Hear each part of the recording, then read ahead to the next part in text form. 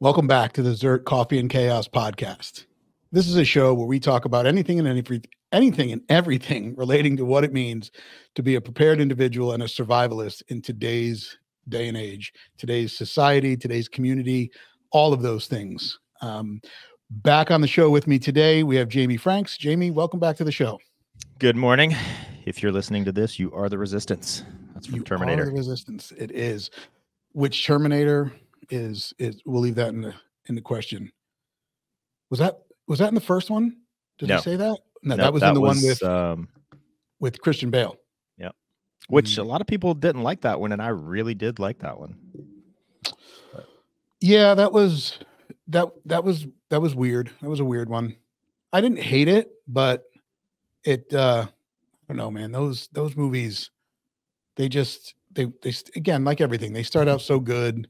Predator, aliens, and then they lose it. Well, yeah, but not trying to get way too far off topic, way too early in the show, but they made I'm going to say new, because it was new to me just a few months ago. One of my friends told me about it. It's a new Predator movie that was like only released on Hulu, and it is legit. It is so good. It is the second best Predator movie, and I'm going to say with a close chance of beating the first one.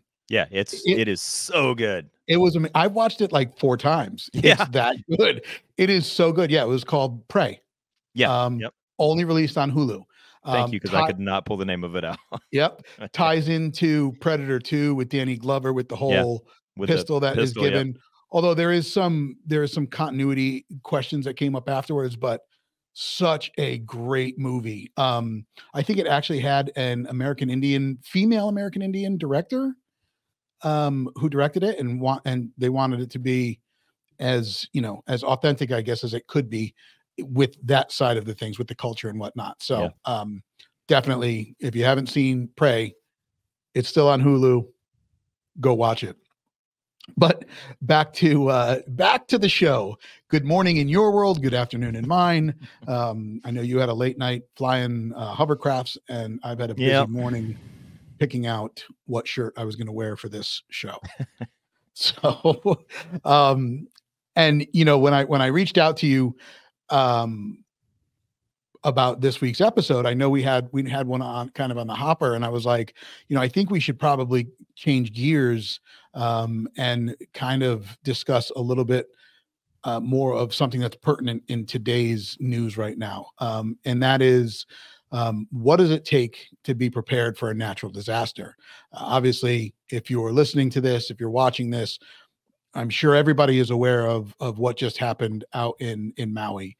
I have a good friend of mine who lives on Oahu, and obviously everyone reached out to him, and it's 2 different countries in their mind, right? I mean, it's not, Hawaii is a string of islands, and Maui is one island, Oahu's another, and fire's not jumping over the ocean. So he's good, but when we started to look into this, obviously, I think your first initial reaction was, I'm not really tracking as much on it. And I said, well, I've tracked a little bit, but, I think it's something that we should kind of talk about. And I think you kind of saw the potential of the show. So here we are. Yes, there's actually lots of good takeaways. And one of the things I always talk about when I teach shooting is when we talk about the 4 universal firearms weapon safety rules, or really 5, or depending on who you ask, but one of them is keep the weapon on safe until you're ready to fire. And then people say that the way other people say it is keep your finger straight and off the trigger until you're ready to fire. I always point out that that's, in my opinion, is not really correct, that it's keep the weapon on safe until you're ready to fire, and then keep your finger straight and off the trigger until you intend to fire, because you can be ready to shoot without intending to fire. And I always give the example of when I was in Afghanistan, as soon as I would step out of the truck and my boots hit the dirt, my weapon went off safe. That was because I was ready to fire, but I didn't see a bad guy yet necessarily, so I didn't have my finger on the trigger because I did not intend to fire. So you just talked about disaster or natural disaster emergency preparedness. And as I was thinking about that for the show, I kind of was thinking about it in the terms of being ready to fire and intending to fire, because you can be prepared all day long, but when I hear the word preparedness, that's you. I mean, as the name implies, it's you making preparations, but kind of on your own terms. It's you're preparing based on what your perception of this possible emergency could be, or what could possibly pose a threat. So like, I kind of made all my show notes about readiness. Like, you can be prepared all day long, and you can have a case of bottled water under your bed and some, spare batteries and a flashlight, and tell yourself that you're prepared. But when you wake up in the middle of the night with no warning and literally the entire world is on fire, are you ready? Are you ready? Because, you can have all these prepared supplies, the first three words are pre, but the danger is here now. Are you ready for that? So I wanted to kind of make the distinction between readiness and preparedness. And that's a great point. And, so kind of taking this back to that 30,000-foot view first to determine, what does that look like? What does that include? Right. I mean, obviously, you have hurricanes, and with hurricanes, they literally have them listed out and named and mapped way in advance. Right. Tornadoes, again, it's a weather tracking system that tracks the predictability here. So natural disasters, let's just call them out, right? Yep. Hurricanes, tornadoes, tsunamis, snow and ice, snow and ice. Yeah. Avalanches. And I guess wildfires. Yep. Out of those, I think the one that you can probably get the least amount of forewarning is a wildfire. Yeah. Wildfire, and I would say maybe earthquake, because earthquake. That's the other one. Sorry. But yeah, like there's, and but aren't they're even monitoring the fault lines. They're monitoring that. I mean, they can't predict when they're about to happen, but I guess I'd have to do a little bit of research to find out what is the most devastating of those that we just kind of put out there. Well, I was actually listening to a thing the other day, and like, what in terms of natural events, like sure. Weather events or whatever, the highest number of people die every year from cold. There's all this stuff about global warming, and we have to reduce our carbon footprint because the earth is getting too warm. But on a worldwide basis, and in the United States, far more people die from cold every year than from anything else that's weather related or natural disaster related. So okay, so now that we've kind of identified what they are, I think some of those basically have some geographic areas where they're focused, right? I mean, you're not really dealing with a hurricane in Ohio. I mean, I live 7 miles from the ocean, and I don't have to worry about hurricanes. So right, but the East Coast, yeah, has to worry about the hurricanes. Yep, that's where I grew up. If you live in northern Texas, Oklahoma, that area, there's literally, it's called Tornado Alley. Yep. You know what you're dealing with out there. I guess California, you live in California, you got the San Andreas fault line. You know that you may be potentially victim to an earthquake. Short of that, the fire that just broke it. Go ahead. Sorry. I was gonna say, out here, I would say, like in Southern California, our two most, the two natural disasters that I think we're most likely to see and that one should prepare for would be wildfire, number one, and earthquake, number two. Yeah. And like to my point earlier about the most people dying from cold, is like, that is something that's very predictable. Sure. When there's a cold front coming, when summer's over and winter's coming. I mean, I can tell you right now, 5 months from now in certain parts of the country, it's going to be really cold.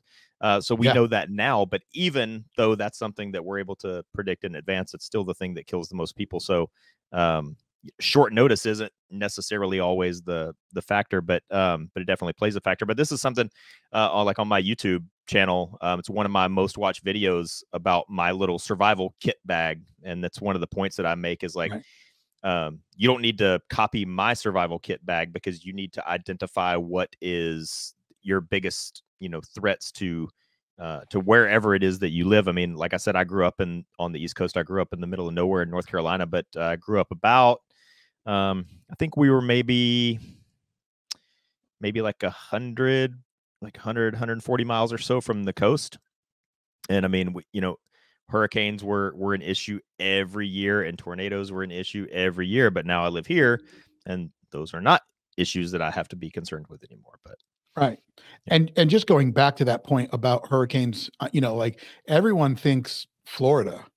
And I remember when I moved out of Florida, which was in 2013.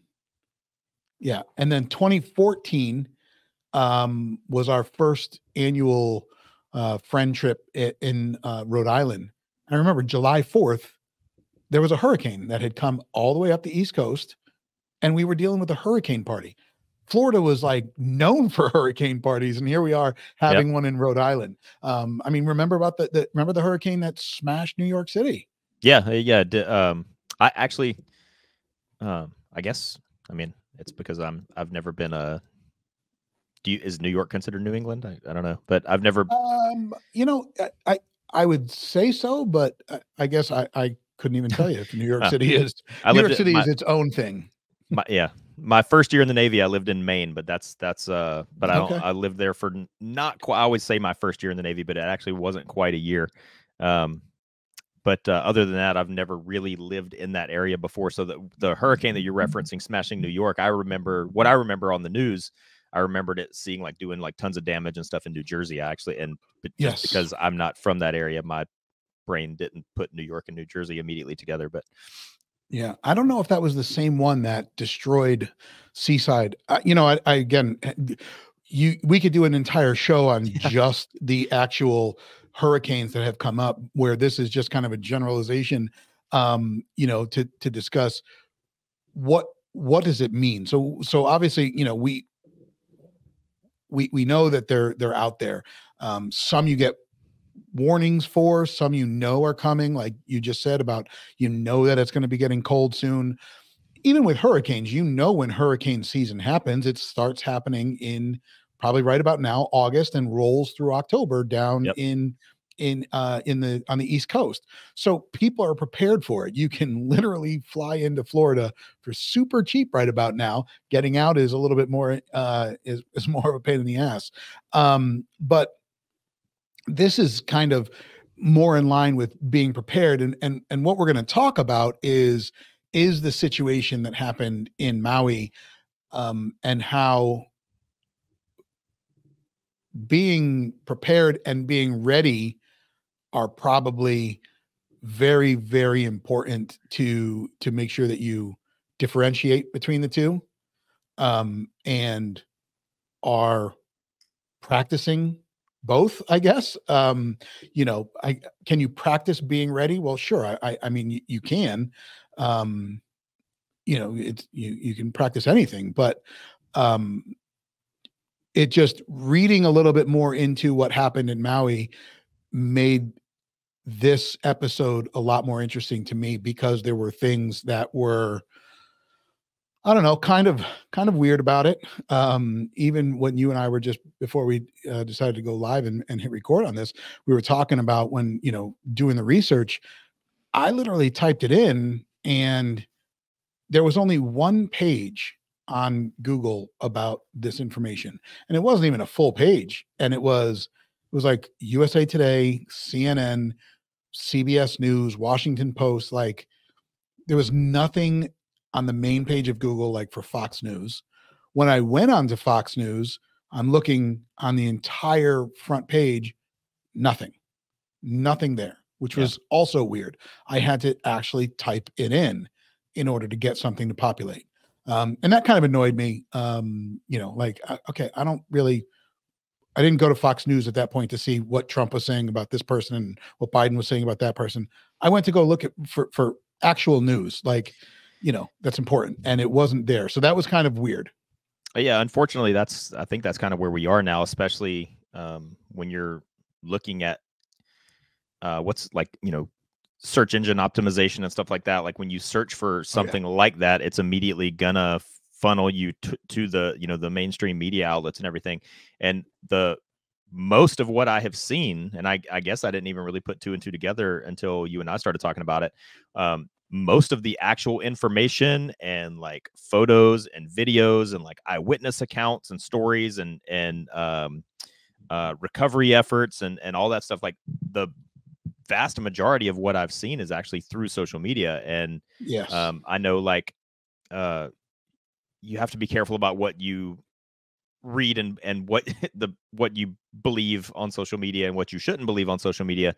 But I belong to a bunch of these like veterans groups and stuff like that on social media, and that's where I've seen like, veterans that are contacting other veterans that are trying to get things in motion and put things in motion. And a lot of veterans get out of the military and then become EMS or law enforcement or whatever.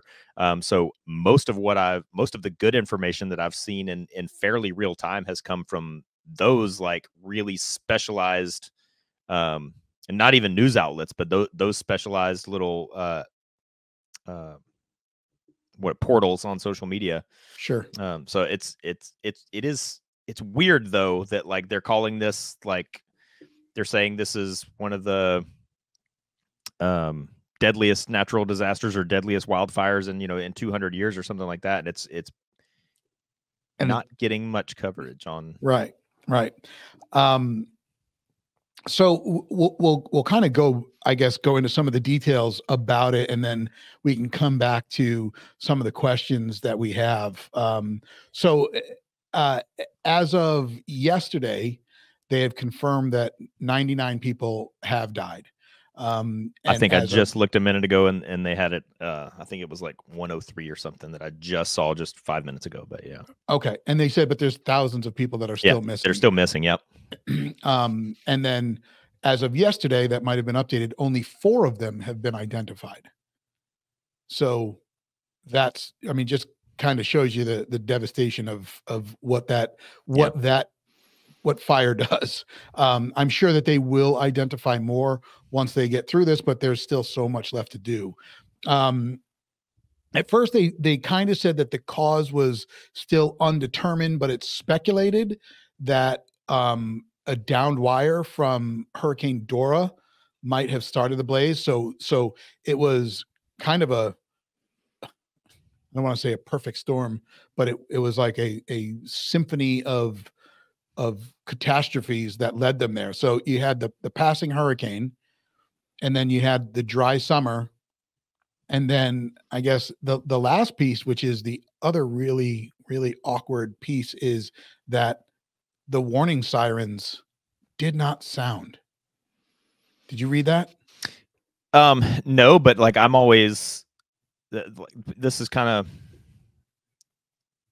part of what I wrote down. Like number one, like anytime that's ever addressed by anybody, like I'm almost surprised that we still like live in a time where like I'm surprised there are even still warning sirens.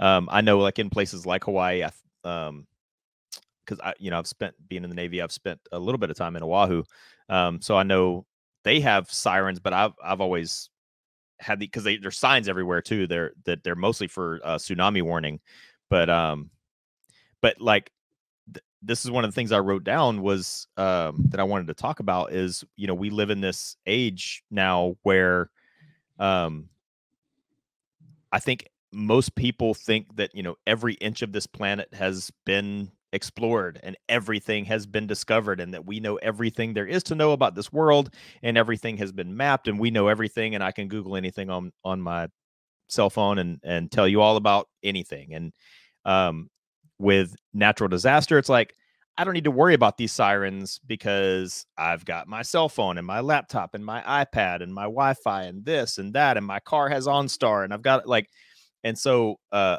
siren, something as basic as a siren that was probably, an emergency alert system that was erected probably literally 100 years ago or some version of it. Right. That technology has kind of fallen by the wayside, when in this instance, that could have been the technology that saved a bunch of people's lives. And it's like, not only have we, in one aspect, we've kind of become a little too reliant on this new digital technology. But I also think, kind of going back to, everybody just is under the assumption that everything's been mapped and everything's been seen. Everybody is also under the assumption of like, oh, look, there's a fire over there. I'm sure somebody has already called the fire department, so I don't need to.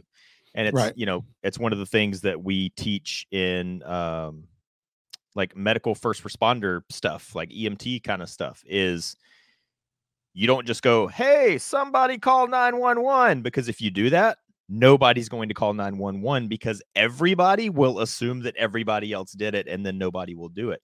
Right. So you're supposed to say, Chris, you go call 911 and then come back and report back to me, right. and confirm that you did call 911. But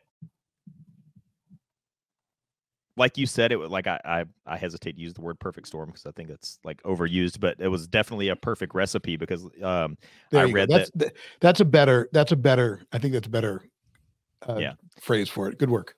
But thanks. But they said that regardless of how the fire started, like at the time when the fire started, there was like 85-mile-per-hour winds that, right. So and then, like you said, like the dry summer. And I mean, from my experiences in traveling to Hawaii, over the course of many years, over the course of my entire career in the Navy, I would not have ever thought wildfire would be something that you would really need to be concerned about in Maui. I mean, I've been to several different places in Hawaii. I've been to Maui only once, but wildfire was certainly not something I would have thought I needed to be concerned about. So, yeah. Well, what's, it's an island. I mean, so that's, and where I'm going with that is, I mean, that's a scary thing. Like, that's an island. I don't know how big Maui is. I would love to find out what the actual mileage, and I'm sure it's like huge, land area. But yeah, land area, yes, land mass in totality. But if there's a fire that takes the state of Connecticut, you can drive to New York, Massachusetts, you can drive out of it. People were literally jumping into the ocean to escape the fire. And now you have the next problem to deal with. So now I think the first thing is like, just like the first takeaway for me when I first started trying to dig up information on this is like, the sirens were down, but also like in concert with the 85-mile-per-hour winds that were fueling the fire that was quickly spreading, that power went down. So, people that were relying on their phones or whatever, because I mean, to me, it's one of those things where like, it's easy for me. I'm not saying that this happened or even that I heard that this happened. It's just easy for me to picture somebody sitting in their house and going, oh, look, there's a fire over there. Well, I haven't gotten anything on my phone, so it must be fine. Like, so to me, like one of the first things that I wrote down is, don't assume that everything is fine. Right. Don't assume that, hey, there's a fire over there, I'm sure somebody else called it in. Or, hey, since my phone hasn't told me to be worried, I guess I don't need to be worried. Like, right. Which goes back to the episode that we talked about, where what triggers activate your survival plan. Yeah.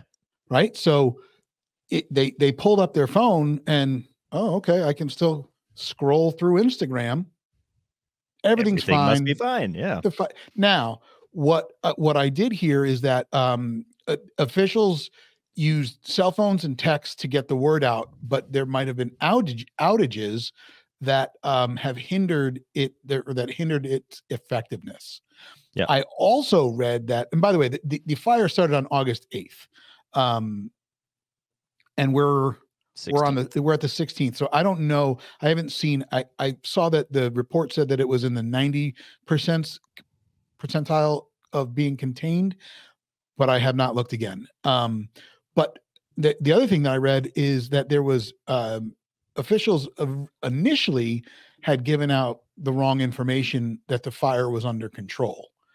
And again, I don't know how accurate that is, but that may also have caused some of this problem. So, you know, going back to being prepared and having a plan, I mean, I don't know if there's any officials from cities and towns that are listening or watching this, maybe do better. And so one of the firsthand accounts that I wanted to talk about that I was able to find was two women, like you know, if I dare call myself youngish, that like they were like two adult women, but you know, adult can mean 18 or it can mean 78, but like two like, you know, 30s to 40s age women that were on vacation, and they had no warning, they had no nothing, which that's something I want to circle back to as well. Just a little dose of reality where that's concerned. And they woke up, I guess they were staying in like an Airbnb. I couldn't tell if it was a hotel because there's pictures. I couldn't tell if it was a hotel or if like they were Airbnb-ing in like an apartment complex or whatever. Yeah. But the fire was like sweeping through as they woke up, and they were able to like quickly get dressed, and it said they grabbed their electronics, and then the only place that they could evacuate to was like kind of in the center of the complex was a pool. Yep. And they jumped in the pool, and they didn't have cell phone service. And this, again, based on things that we've talked about in the previous podcast, that got my attention because it said that they were able to use the SOS function of their iPhone. And that immediately, like, I've seen it 100 times, or way more than 100 times. I've seen it a million times on my phone where I look and I don't have service, but it says SOS. SOS, right. And I didn't actually know what that meant. And I didn't really actually understand the function of that. But these two women jumped in the pool to escape from the fire. Yep. And they used the SOS function of their iPhones. And so my understanding, because I looked it up after that, is if you use the SOS function of your iPhone, even if you don't have cellular service or data connection, it will still connect you to like a local, like the whatever municipality 911 system, and it will give them your location. And it what I looked up said it works in like many like countries throughout the world. Like the examples of places where it doesn't work were like not even fourth world countries and places where it doesn't work. But like then I was like, okay, well, how do I use it? And I guess, like, you know, on an iPhone, you like the little side button on my iPhone here. Or if you like, I don't even know what iPhone I have. I think I have a 13 Pro something. But like, if you have the button up top or the one on the side, you just tap it 5 times, and then it comes up on the screen, and then you can activate the SOS function. And then I guess if you have an Android, you should throw it away and get an iPhone, and then tap the button 5 times. Ooh, the comments, the comments. But I mean, that was a learning experience for me. And then I actually, so like kind of circling back around to readiness versus preparedness. Like I almost feel like it's like this loop, because I took a lap around my little own personal loop today, because as I was thinking about this and putting myself in these people's shoes and like, what would I have done? What could I have done? How would I have reacted? You know, just using that one story of those, putting myself in the same situation as those two women. I'm a big proponent of like unplugging. I try to limit myself on screen time. I do not have a landline phone in my house. The last time I had a landline phone was in like way back when I got married. How long ago was that? 19 years ago. I'm not still married, but when I got married, that was 19 years ago. And the first apartment I lived in with my wife, that's the last time I had a landline phone. I don't have cable, like for TV, I pretty much just stream everything I watch through an Apple TV. I don't have a landline phone, like up in my bedroom. I don't even have a TV in my bedroom. I don't even have a radio. I have a thing that looks like a radio, but it's actually just a Bluetooth speaker. So I can connect my phone to the Bluetooth speaker and play music that way, but it's not like an AM/FM radio that's capable of receiving a transmission. And so like just today, just 2 hours ago, I was like, because at night, my phone either goes off, my cell phone goes either off or it goes into do not disturb. I don't have a radio. I don't have a TV. I don't have a landline phone. So if there was a wildfire burning right out on the other side of my wall, how would I even know that? And so just this morning, 2 hours ago, as this was a light bulb that just came on for me, I went on Amazon and I ordered this Midland emergency broadcast radio that all it does is receive the emergency broadcast system. So it's for that's a good idea. Yeah, it's for civil defense emergencies, weather emergencies, NOAA emergencies, and it says like and other emergency broadcasts. But so that will be here today, courtesy of Amazon. And beautiful. Now, is it battery powered or plug in, or how does that work? It's plug in with battery backup. Good, very good. So all right, yeah. So Midland, Midland emergency. It's yeah. Hey, if you give me 1 second, I can tell you. It's if I was technologically sound, I could. It's a Midland WR120 emergency alert radio. There it is. And I guess you program it to your specific state and county. Okay. And you mount it wherever or set it wherever, and it just lays dormant until there's an alert, and then it gives you an alert. So all right. This was a big hole in my own preparedness and readiness. And look at that. Yeah. Look at what the show is teaching. So that's a great point. I kind of want to just frame that up so everybody can kind of understand what just happened there. Jamie, who is self-proclaimed, and then I know it as well, is a very prepared and survivalist type person, realized what was missing, and that's a great piece of equipment. Now, could that have solved? No, not solved. Could that have saved some people getting that information? I guess it comes down to where does that information come from. So it may not be foolproof. I would love to see it put to the test, but if there were no sirens activated and there were no warnings, would that have gone off? Well, yeah, that's all. This is completely speculation on my part, but I would guess and speculate that if the sirens didn't go off, it's because the sirens themselves maybe had lost electrical power. But whatever location they activate the sirens from, I would assume, because they're saying the sirens didn't go off, I would assume whatever location is in charge of activating those sirens, again, total assumption, still had power, but the actual sirens themselves are what failed. So if that would be the case where this type of emergency radio device is concerned, I would assume that the emergency signal would be beamed out, using, radio waves, radio signal. Yeah. And because this radio has a backup power supply, even if I had lost, residential, municipal power, the radio would still be powered by a battery, which would still be capable of receiving this radio signal, hopefully. Right.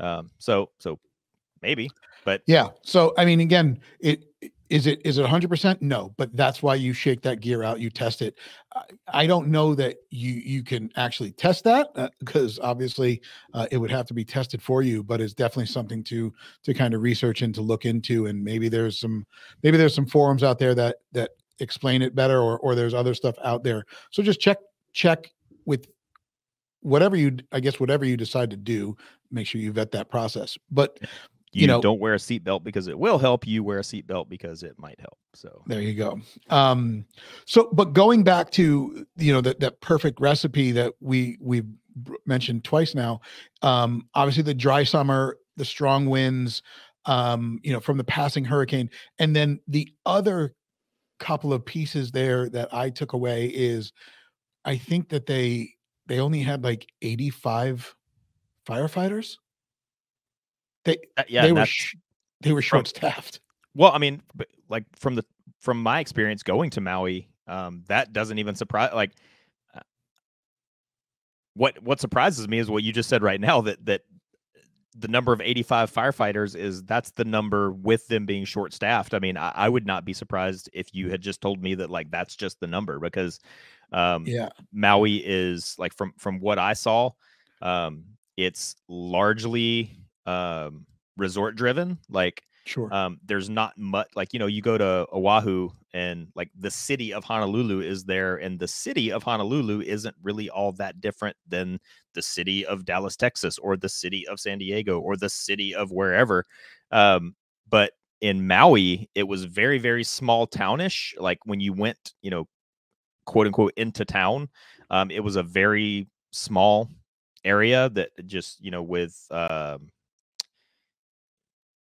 just kind of restaurants, bars, car rental places, surfboard rental places, gift shops, souvenir shops, things like that. But most of the island was, again, just from my narrow view and experience, most of the island was just wilderness and resort hotels that are kind of, you know, self-contained. So it does not surprise me that they only had 85 firefighters. It does surprise me that they're supposed to have more than that. I mean, it's Now, don't quote me on that number. There was a lot of information, and that number could be in relation to something else. But I do remember reading that they were short-staffed. And then probably equally as important is that when they got to the hydrants, there was little to no water. So the one thing that you have to fight the fire, the resource is now diminished, reduced. My God, like that right there is, you know, talk about preparedness, right? Again, we go right back to it. Now, this is a city, a town, an island, a community with a government in place. Do they not check these things? Are they not? I mean, I know that, you know, the fire marshal comes into my area to check to make sure I have fire extinguishers and to make sure that emergency lighting is working. Does the city of Maui not have this? I don't understand. How do you go to a fire? Now, okay, let me just back that up. I don't understand, but also, I guess if it's a dry summer and there's a drought, then maybe that's the answer. But I mean, well, I mean, the answer is whether the answer is yes or no on that. I mean, the takeaway is that you can't just assume that the government's going to save you, that the fire department is going to save you, that the police are going to save you. Like, I mean, this is yet another real world example of whether or not those policies existed and are in place and are functioning as designed. This is just another real world example that you even if it was working perfectly, you can't depend on it. Like, right. Goes right back to what we've been saying all along. You are your own first responder. Nobody's coming to save you. Now, with that being said, you're not going out and fighting a forest fire on your own. And I don't recommend anybody to do that. I mean, if there's a fire that breaks out in your house and you can get to a fire extinguisher and contain it, do what you can and knock it down, but also be smart enough to know when it's time. I'm going to quote that. We go back to our good advice thing from last week. I'm going to go back to my boy, Kenny. You got to know when to hold them and know when to fold them. and you can't fight a wildfire by yourself, but what you can do is learn how to swim. Because if you're in a wildfire in Maui and you're standing on a freaking boat dock and you don't know how to swim, so now your two choices are stand here and burn to death or jump in the water and drown. So now I have to decide if I'm going to burn or drown. But what you can do is learn how to swim, learn how to float, learn how to, you know, that is something you can learn how to do. And then now you've given yourself more than two choices. I would go for the drowning, by the way. Fire. I don't have to worry about that. So true. I don't either. But here, going back to whoever is listening, I can assure you, out of all the tragedy that may befall me, my obituary will not be from drowning. I guarantee you that. Unless you get knocked out and fall face first in a puddle. There is that. But going back to I didn't see that. Going back to the lack of water. I'm gonna scratch my head. Those listening on Spotify or Apple Podcasts, I'm scratching my head. Watching on YouTube, you can see it. There's an ocean. It's literally surrounding it. They couldn't, like, there's not that in place. I don't know. I mean, but that's another one of those things that, like, I don't know about. I mean, because I'm from a place where all we have is fresh water, so like that leads me to believe that there's something to do with the corrosive nature of salt water, that you can't have your fire suppression firefighting system be charged. It has to be fresh water, so their capability to make fresh water or however they generate the water pressure behind that fresh water, maybe that went down. But I know, like, on a Navy ship, which I can speak to, we are also surrounded by salt water, but our firefighting system, we keep all the pipes filled with fresh water. Hold on one second. You keep going. So like all of our firefighting system, we call it our fire main system. The fire main system is filled and pressurized with fresh water, and that's what stays like sitting in the pipes is fresh water. And then in the event that a fire breaks out, we'll use the water that's in the pipes, and then we will pump salt water through it because we have an infinite amount of seawater. But we do keep all the pipes just filled and pressurized with fresh water so that the system doesn't corrode. So, but when you're talking about a municipality in Maui and what I would imagine kind of the same thing comes into play, but I don't know. Right.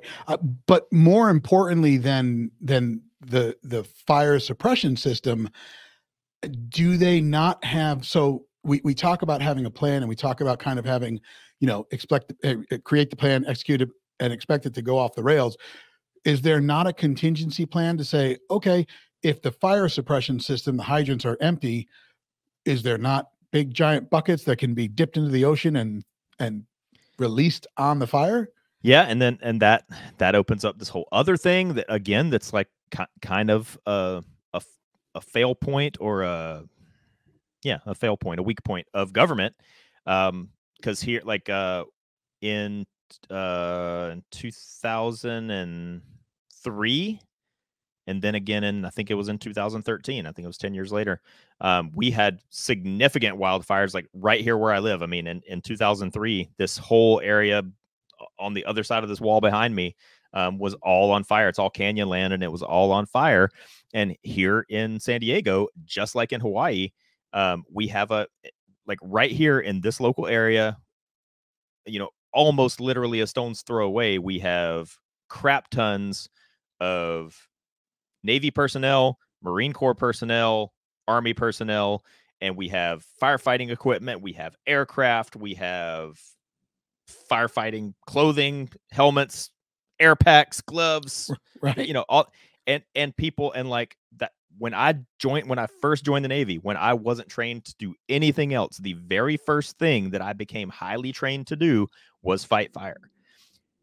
2003, 2013, we have a huge pool of healthy, strong, capable, and trained people on firefighting, and they would not let us help. And this is one of the things that was like, it's a little annoying. It's a little annoying that the government, for whatever kind of government red tape is blocking it. That's annoying, but it's also annoying that people are like, why doesn't the military help? Right. I can tell you, here in San Diego, when our own homes were in danger of burning down, we wanted to help. We were jumping up and down to help. And the only thing they would let us do is if we wanted to, because one of the evacuation sites was like the San Diego Charger Stadium. If we wanted to volunteer to go there and like pass out blankets and bottles of water to people that were evacuating to the stadium, that was all they would let us do. And it's like, we're good at following orders. We're, all in pretty decent shape. We've all had maybe not wildland firefighting training, but we've all had some firefighting training. We have firefighting equipment. We have just people. We have aircraft. We have all this stuff. We have all this equipment. Let us help, and they just wouldn't let us help. And so Maui is 100 miles away from kind of the same thing. From a Navy base, Air Force base, Marine base, Army base is 100 miles away with all these people, all these resources, and for reasons that are unknown to me, they're not allowed to go help, and it's so. Yeah, it is this perfect, and hopefully, you always hope maybe one of the things that will come out of this is that people will learn the lesson that that will identify why was there no firefighting water in the fire hydrants, and why didn't they have portable pumps that that they could fire up and pump water out of the ocean to spray water, and why can't the military come and help at a moment's notice, and but who knows. I can tell you, if a fire broke out here tomorrow, they still wouldn't let us help, and that was that's amazing. That's 20 wild. years ago. So yeah, it's insane. It's insane. But just so those are obviously some of the facts that we've been able to find from what just happened in Maui with the fire. I don't know that you can always take something away from one of these situations. And what we just highlighted right there is something that I'm hoping is a takeaway by either the officials or the people living out there, to maybe prevent this in the future. But everyone should learn from what just happened. Again, the sirens should be tested all the time. It's funny. I don't know. I haven't been in downtown Southbury, which is a local town that I grew up here, in a minute, at noon. But at noon, we always would get the siren. The siren they would still test that siren every single day at noon. I have to find out. I will find out if they still do that. But I mean, that should be something that gets checked. The fire suppression system, and then the potential of making some kind of contingency with the ocean surrounding the island. I mean, water is there. It doesn't need to be piped through, because you are right. There is salt water. There is corrosion for all that. Obviously, that plays a big factor of it. But to dump a giant bucket in with a helicopter and drop that water, you're not doing anything but putting out the fire. Right. But so that's, again, so those are some of those situations, and I think as we kind of get to what this episode is all about is, you can be ready and you can prepare, but what is the situation that you're most likely to deal with in your area? If you're living in Florida, you got hurricanes to deal with. The majority of those situations that you're going to deal with in Florida, short of monster hurricanes, Cat 5s coming through, are power outages, no gas, and that's going to be your main thing that I saw. I lived in South Florida for 8 years, and never did I experience any kind of major hurricane. But I have family that lived there, and they were there for when Andrew was there. And that place got rocked. And I mean, growing up where I grew up in North Carolina, the two major ones, I mean, we had many over the course of from when I was age 0 to 18. But the two big ones were Hurricane Hugo in 1990, and then Hurricane Fran, I believe in 1995 or 1996. Hurricane Fran being the bigger, most devastating one. Yeah, and Andrew was 92. Yeah, I'm from North Carolina. Andrew mainly devastated South Carolina. Okay. But yeah, that those hurricanes, like they can, oh man, watching those things. I mean, I remember watching them. I remember watching that they had the path of the hurricane, and you sat there and you're like, okay, is it going to go away? What's going to happen? And we never experienced it. And, I can't say that I was that kind of individual or this kind of individual back then. I wasn't really overly concerned. And like I said, when hurricanes were talked about in South Florida, they were coming. It literally used to be a hurricane party. The liquor stores would be sold out. People would go get their gas, and they would put, all of the houses down there. They are prepared with hurricane shutters. And that was a huge thing down there, where basically, all of the windows on the outside, they have those, brackets or whatever, and you slide the boards in, or you slide the metal, if they're metal ones or wood ones, but they go in, you crank down the latch, and boom, the house is prepared for a hurricane. Some of them they're automatic, where it's just like, it just slides over all the front of the house, and it's these big metal shutters. And that's great to prepare for that kind of damage. And then sure, there's generators and, all of that goes along with it. Bath water, fill up your tubs, whatever, if you're going to lose water. But you need to understand where you live, what you're going to expect. We don't really have to worry about hurricanes up here in Connecticut or in the Northeast. We do have to worry about the cold that you spoke of earlier. Yeah. Do I need to be prepared for that and ready in June? Not really. But, we have preparations in place. Living in Oklahoma, I mean, I think we just had a bunch of where we had a tornado that came through there, and the members of Oklahoma deleted a town from the map.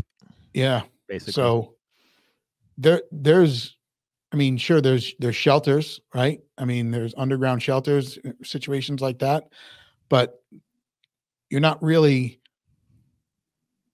well, I don't know. I don't know how you really prepare for the tornado type situation. You can't combat that. Like you're not doing the old, who's the guy?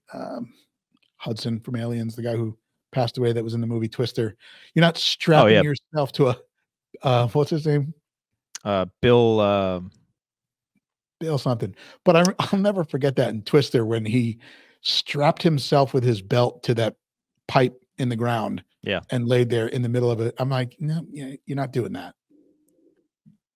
Yeah. But like, here's the thing though, is like, you don't have to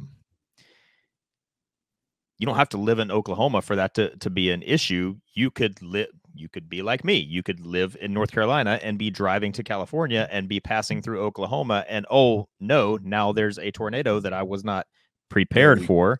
So now what must I do? Very good point. Very good point.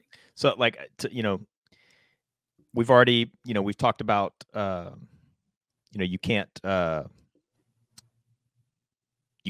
expect the government or civil services or whatever to help you all the time, or maybe, I don't know. I kind of have the attitude that I shouldn't expect that at all ever, regardless of the situation. But you're not wrong. Yeah. So like, but talking about general rules of thumb and pieces of advice, like in the tactical realm, we always say like, don't run to your death. Like when a gunfight starts or when an emergency situation starts, you need to react quickly.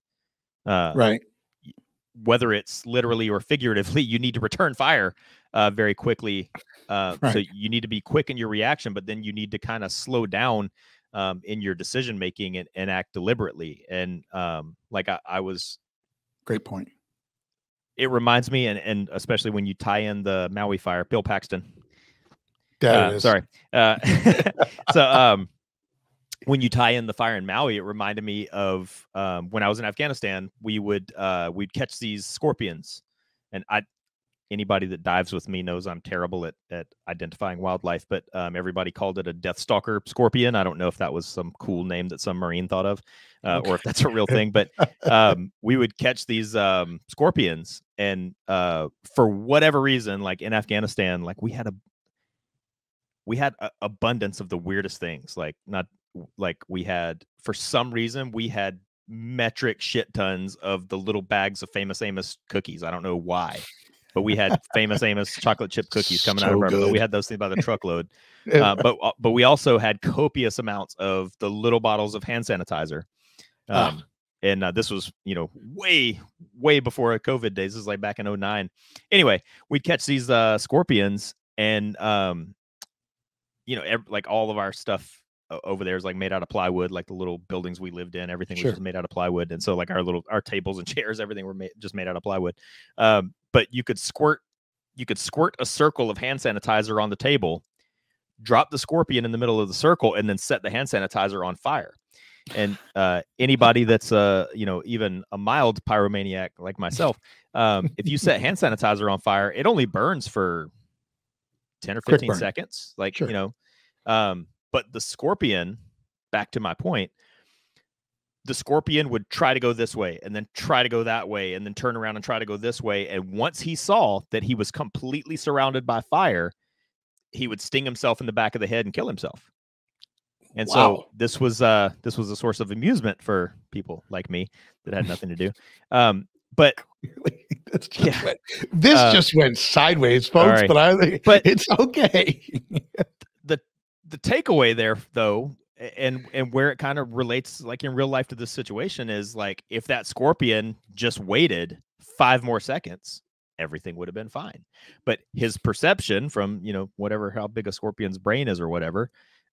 He rushed to make a decision, saw that he was surrounded by flames on all sides, and decided that was, he is either burned to death or take himself out.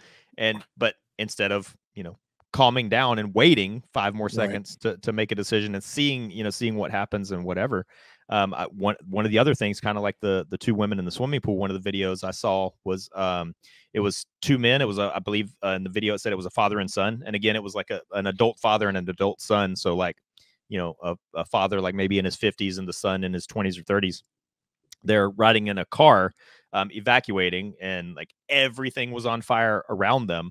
And they came across, you could see a woman laying face down in the road, not moving, presumably dead, and no obvious signs of life. And the father wanted to stop and try to help the woman, which is admirable. And the son was like, "There's nothing we can do for her. There's nothing we can do for her. There's nothing we can do for her. We have to go. We have to go." And that raised that. It made me think about the scorpion, and it also made me think about like the TCCC training that I've had in the military, the tactical combat casualty care, TCCC. And when you take if you take an American Red Cross or American Heart Saver or whatever, or an EMT course, for years and years and years, everybody has been taught ABCs: airway, breathing, and circulation. So when you come across a person, check their airway, check their breathing, check their circulation, but in TCCC, they call it SCAB. So it's situation, circulation, airway, breathing. Because in a situation like when you're in combat, or when you're in a situation where you're driving down a road and the entire world around you is on fire, the situation is going to kill you first. Right. And so that's why we talk about, again, in the tactical world, we talk about one of the sayings that we have is dead bodies attract dead bodies, because your buddy over there gets shot. You haven't dealt with the threat yet, but you run out to save him, and now there's 2 dead bodies. And then, a third person wants to run out to save both of you, and now there's 3. So you have to deal with the situation first. So actually, like, kudos to those guys for like not stopping to try to help that woman. Like if there's no obvious signs of help or obvious signs of life, and when I say obvious signs of life, unless she's flagging you down and asking for help or waving her arms or something, like you got to deal with the situation first. Like, that makes sense. That makes sense. So, they did good. Like, deal with the situation first. And then the other thing, I guess kind of the last thing I had prepared is kind of going back to that, what if something happens in the middle of the night? And if you're like me and you don't have a landline phone, I don't think I'm alone on that. I think that's fairly common these days. I think so.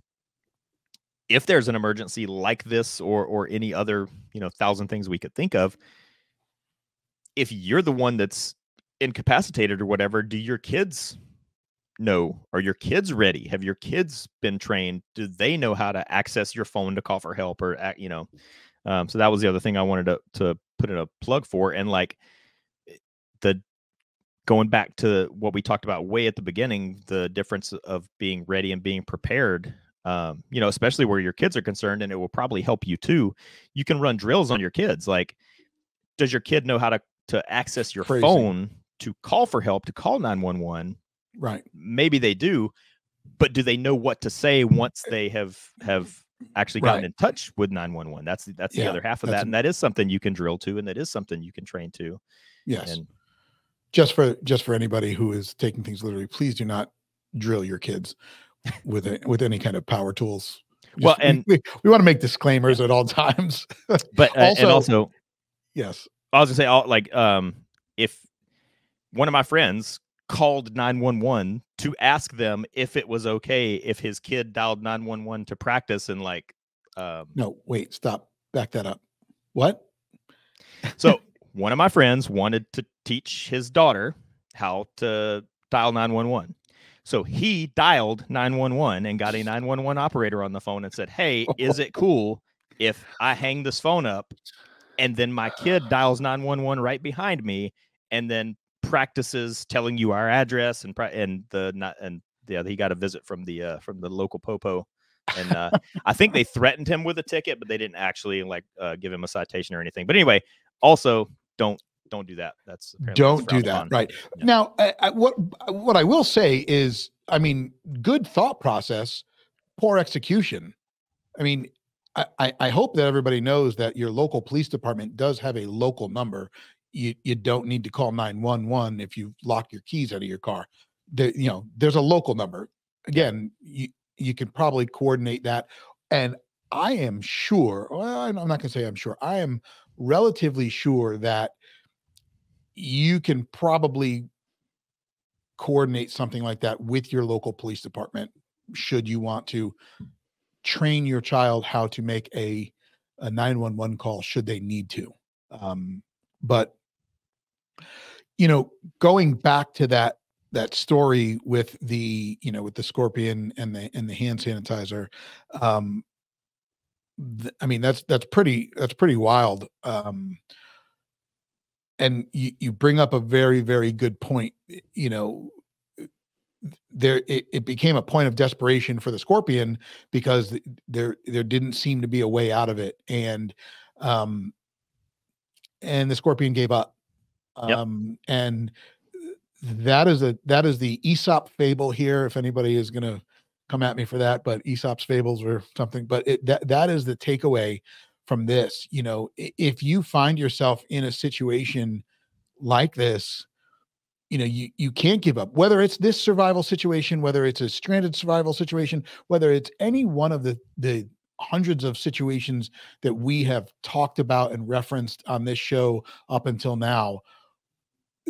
The key takeaway is, and it's been talked, but you're never out of the fight. You don't give up, you don't quit. And you just, like you said, wait a minute, take a second, assess the situation, and then kind of look at it from a different perspective, but stay calm. That's one thing I've always, I even said to you, I mean, staying calm in a situation like this. And I think we even did a show about that, remaining calm in a potentially hazardous situation, I think is probably one of the most important things you can be ready to execute, is your calm nature. Yeah. And again, like, if nothing else, this is just yet another push for personal preparation and personal readiness. Ready yourself by becoming proficient in basic life-saving skills, basic skills that can save your own life, like being able to swim. Having just not even, doesn't have to be detailed, because like you said, the plan's probably going to go out the window anyway, but just right. A basic, if this happens, am I going to go north, south, east, or west? Like what should be my primary evacuation route, and what should be my secondary? And that doesn't even have to be wildfire. I do that every time I go into a restaurant. If something happens, I'm going that way, unless that's where the threat is, and then I'm going to go that way. Like, right.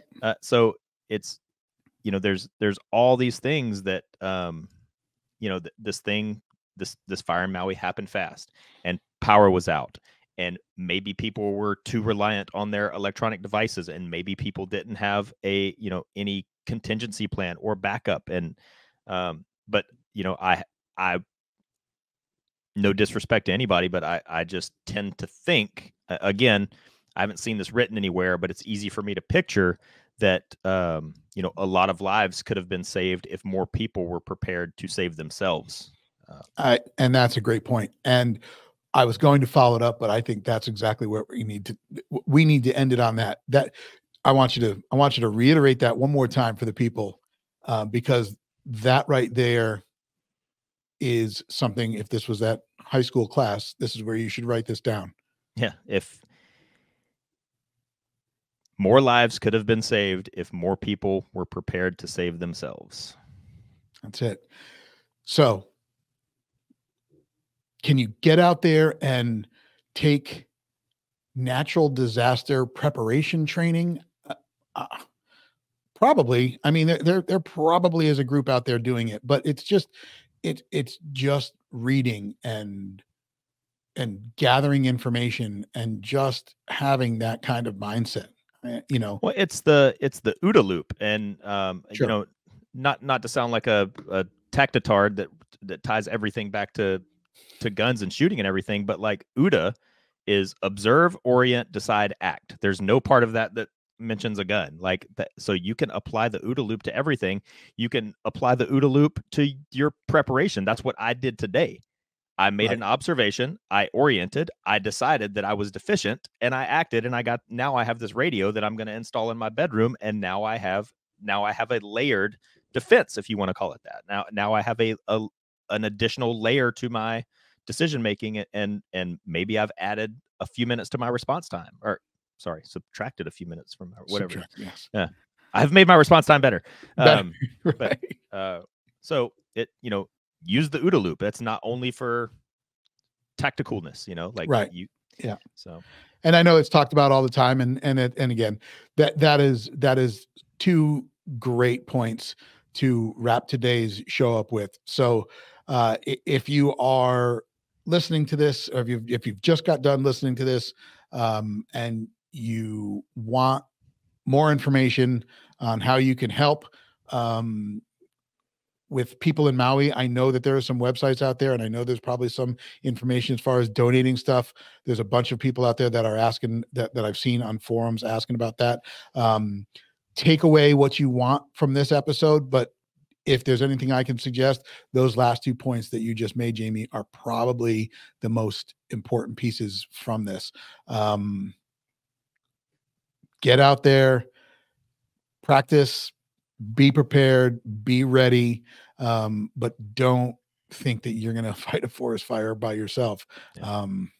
And that's all I have for today. Episodes like this that come up out of the kind of, not so much the blue, but they're based off of current events. I like them. Yeah. We did the one with the plane crash, and we try and make them relatable to what this show is all about. And while it's fun to do ones like we have coming up, no spoilers, but these are also are exciting to me. You learn a lot. There was some things I did not know about the situation, that whether you want to hear them or not, they're important to hear, and it makes you really question. Well, no, it makes you really, I guess, solidify the stance of you are your own first responder and no one's coming to save you. So that really and truly, that really, really is my hope for all these podcast episodes, is like, I'm not here to give you all the answers. I hope at the end of all these episodes, you have a list of 5 things that you need to go look up. That's, I agree. And just one final thing, and we'll wrap it up with this. After last week's episode, you sent me a text and you're like, how do you think that went? And, and I gave you my thought on it. And we always ask for feedback on these episodes, whether it's on the Facebook pages, when we put it out on the ZERT pages, whether it's the question or comment section on the podcast app that you're listening to, whether it's Spotify or Apple. or just reaching out to me or to you. And I have, I sent you a screenshot of a text message that came by, I think by Instagram. I don't know, or maybe it was on WhatsApp. But it is my friend Tatiana, who listens to us from Belarus, and I have known her for a while now, almost a decade, since I started working in the firearms industry. And she had just great things to say about last week's episode in general, and some of the points that you brought up. I shared that with you. So thank you for listening across the pond. Thank you for listening here and providing any kind of feedback that you can. Until next time, you guys stay safe out there. You're your own first responder, and remember, it's easy to be hard. It's hard to be smart. Talk to you later, guys.